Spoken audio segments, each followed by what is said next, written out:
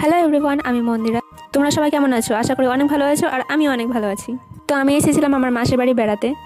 গ্রামের সৌন্দর্যটা মনে হয় একেই বলে। তো একটা বিকেলবেলায় আকাশে মেঘ করেছে।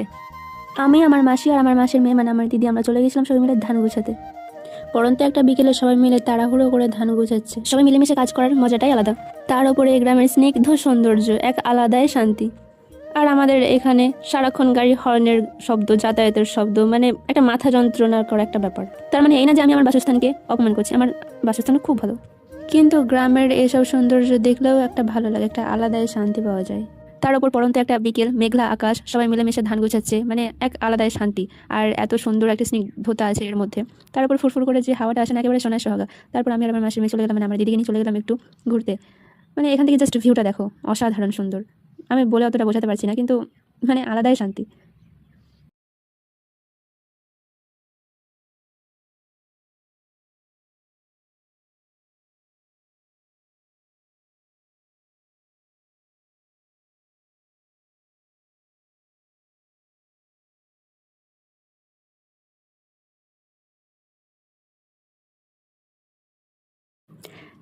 জানি না ঠিক আমার কথার মাঝে আমি এই গ্রামের সৌন্দর্যটা তুলে ধরতে পারলাম কি না পারলাম না, কিন্তু সত্যি অপূর্ব সুন্দর ছিল।